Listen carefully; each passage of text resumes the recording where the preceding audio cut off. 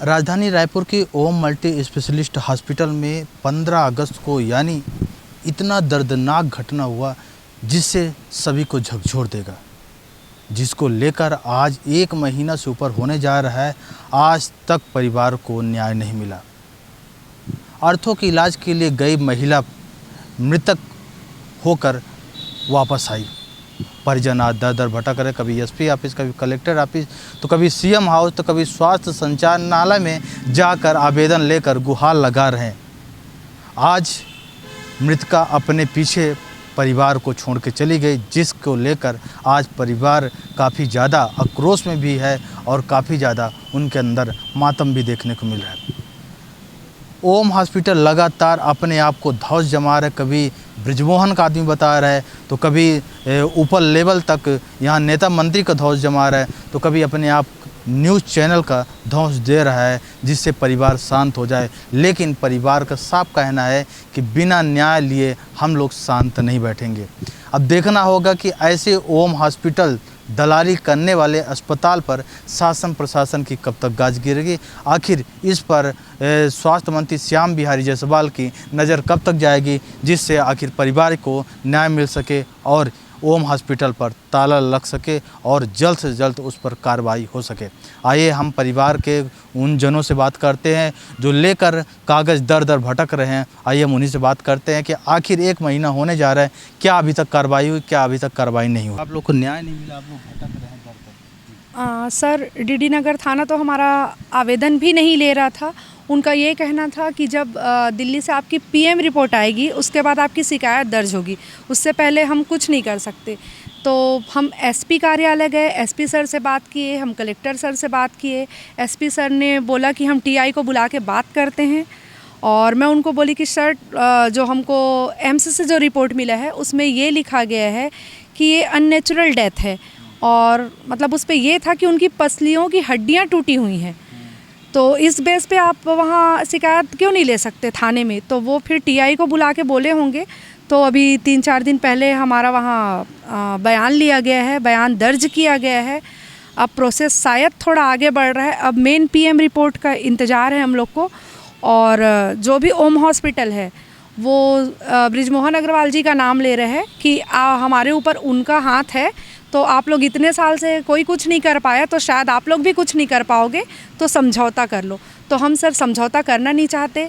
हम जो हमारी मौसी जी थी, जो सीमा उपाध्याय मृतिका थी, हम चाहते हैं कि उनको न्याय मिले और उनके साथ आने वाले और भी जो पीड़ित हैं, जिनके साथ ये लोग इस तरह की हरकतें कर रहे हैं, वो बंद हो और आगे भी ये घटनाएं बंद हो जाएं। क्या कारण है जो अभी तक कार्रवाई नहीं हो रही? क्योंकि लगातार लोग भटक रहे हैं, स्वास्थ्य विभाग हो, चाहे शासन हो, चाहे प्रशासन हो, लेकिन उनका ध्यान इस ओर नहीं जा रहा है। सर, कहीं ना कहीं ऐसा लग रहा है कि कोई बड़ी हस्ती का हाथ तो वाकई में इनके सर पे है, क्योंकि ये खुद बोलते हैं कि हम बीजेपी से हैं, और उनका ये भी बोलना है कि मैं मीडिया से भी जुड़ा हुआ हूँ। तो तुम लोग कुछ नहीं कर पाओगे मेरा, क्योंकि उनके जो एमडी हैं उनसे भी मेरी बात हुई थी। तो मैंने उनको उस टाइम भी बोला था कि सर, हम जिनको एडमिट किए हैं उनका कोई भी पेपर हमें दीजिए। तो बोलते हैं कि आप लोग ना आवेदन लगाइए, 72 घंटे बाद मिलेगा। मैं बोली शायद ऐसा किसी हॉस्पिटल में नहीं होता होगा कि उनका कोई भी डॉक्यूमेंट हमारे पास नहीं है कि हम आपके हॉस्पिटल में उनको एडमिट किए थे। सर, वो हालांकि बहुत बड़े हैं, एमडी होंगे अपने हॉस्पिटल के, लेकिन मैंने उनसे बहुत रफ टोन में ये बोला था कि आप एमडी होंगे अपने लिए, मेरे लिए कुछ नहीं है, सामने आके बात कीजिए, पीठ पीछे मेरे से बात मत कीजिए। तो वो बोले कि हाँ, हम आपको दे रहे हैं। और वो जब हम अंदर गए तो हमको वो दिए कि श्रीमती सीमा उपाध्याय, पति संतोष उपाध्याय, उनका एज ये लिख के दिए। पीछे पूरे उनके हॉस्पिटल के एडवर्टाइजमेंट थे कि ये डॉक्टर, ये डॉक्टर। तो ये उनका बेटा है, वो उस पेज को फाड़ के वहाँ रिसेप्शन में दे के आया कि इसको आप लोग रखिए, ये हमको नहीं चाहिए, हमको ये बताओ कि वो आपके हॉस्पिटल में एडमिट थी। तो बहुत मशक्क़त करने के बाद सर बहुत टेंशन में थे हम लोग, परिवार में हमारा ऐसा हो गया।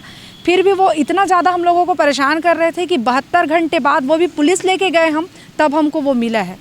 जो भी पेपर में भी झोल-झाल करने का, पेपर में भी बहुत झोल-झाल है। मेरे पास वो सारे सबूत हैं।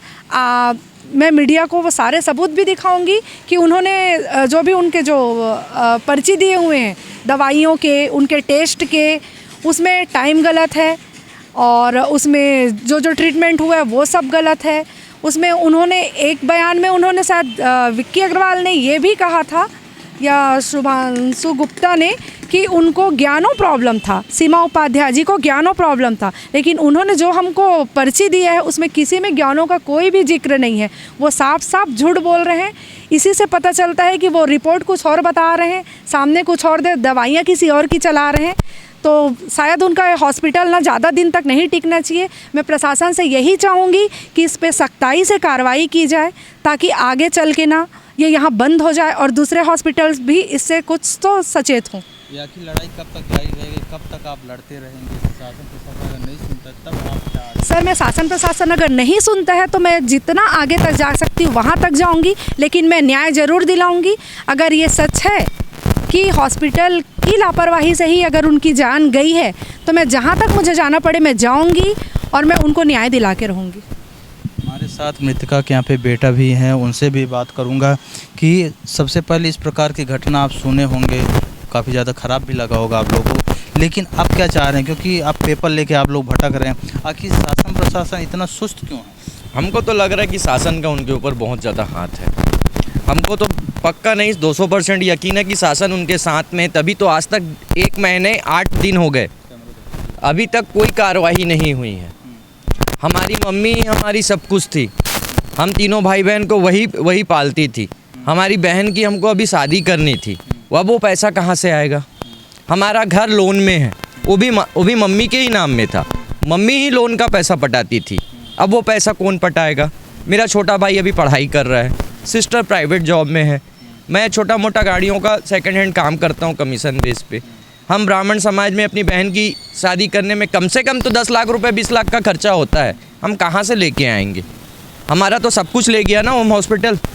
डॉक्टर सुधांशु गुप्ता और सुंदरानी जो हमें 3 घंटे का पिक्चर दिखाए थे वहाँ पे कि नहीं आपकी हमारी मम्मी तो ऑपरेशन थिएटर में ही ख़त्म हो चुकी थी, लेकिन वो 11 बजे से लेके शाम के 5 बजे तक जो हमको पिक्चर दिखाए हैं, इतना उनको चेस्ट दिए कि उनका चेस्ट का हड्डी ही टूट गया।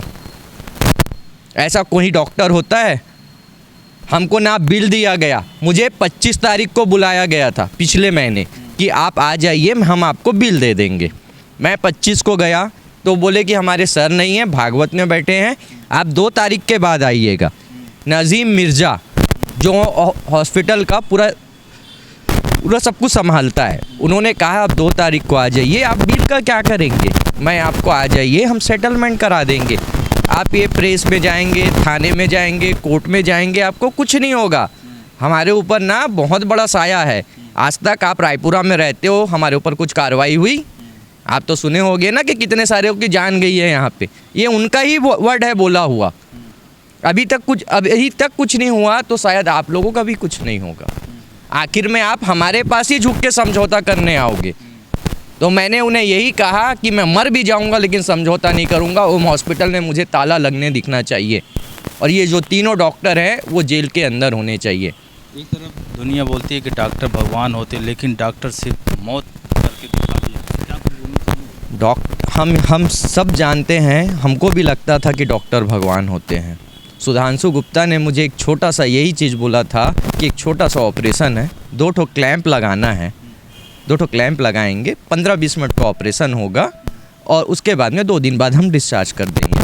हमें क्या पता था कि एक पैर के ऑपरेशन में जान चली जाएगी। आज तक हमने कभी नहीं सुना। मैंने भी ऑपरेशन कराया है, मेरी तो जान नहीं गई, उनकी जान क्यों गई? भाई उनका शुगर बढ़ा हुआ था तो आपने 5 दिन एडमिट करके रखा है उनके शुगर को कंट्रोल करने के लिए, और शुगर कंट्रोल करने में ग्लूकोज दिया जाता है क्या? ये हमको सब पता है, हम इतने भी अनपढ़ नहीं हैं, लेकिन हमको हमारी मम्मी का ऑपरेशन कराना था इसलिए हम शांत थे। ठीक है, आप अपना बिल बढ़ाइए, हमको कोई दिक्कत नहीं है। हम चाहते थे हमारी मम्मी यहाँ से ठीक होके चली जाए। उन्होंने पैसा भी लिया, यहाँ तक बिल भी नहीं दिया। सरासर ये भी झूठ बोलते हैं कि 20,000 जो आप मेरे को जमा किए हो मेरा स्टाफ खा गया। जब नज़ीम मिर्ज़ा को मैंने उस स्टाफ से भी मिलाया, ये है इनको मैं पैसा दिया हूँ, तो बोलते हैं कुल मिला के उनके स्टाफ में भी कंट्रोल नहीं है। उनके स्टाफ में भी कंट्रोल नहीं है, उनका स्टाफ भी पूरा वैसे ही है जैसा हॉस्पिटल, जैसा डॉक्टर, जैसा उसका मालिक। शुभम अग्रवाल भी तो कम नहीं है, अपने आप को बहुत बड़ा प्रेस वाला हूँ बोलता है, अपने आप को बहुत बड़ा नेता बोलता है भाजपा का, है ना, गायनो प्रॉब्लम है बोलता है, उसके हॉस्पिटल में कौन है गायनो वाले? हड्डी रोग वाले भी तो कोई नहीं है, उनको भी तो बाहर से बुलाता है। ये थे मृतक परिजन जिनका साफ कहना था कि ओम हॉस्पिटल में नहीं पता था कि हम वहाँ पे आर्थो का इलाज कराने जाएंगे, लेकिन वहाँ पे मौत हो जाएगा। आज मौत के बाद भी लगातार परिजन भटक रहे हैं, कर्ज से जूझ रहे हैं। यहाँ तक उनकी माता अपने पीछे परिवार को छोड़ के चली गई, जिसको लेकर वो कष्ट को आज तक नहीं भूल पा रहे हैं और लगातार भटक रहे हैं। अब देखना होगा कि ऐसे में ऐसे अपने आप को नेतागिरी और अपने आप को उच्च लेवल का आदमी बताकर लोगों को धमकाने वाला ओम हॉस्पिटल पर कब तक शासन प्रशासन की गाज गिर गए, या स्वयं अपने आप को नेता मंत्री का धौंस जमा के ऐसी प्रकार का मौत का खेला चलते रहेगा।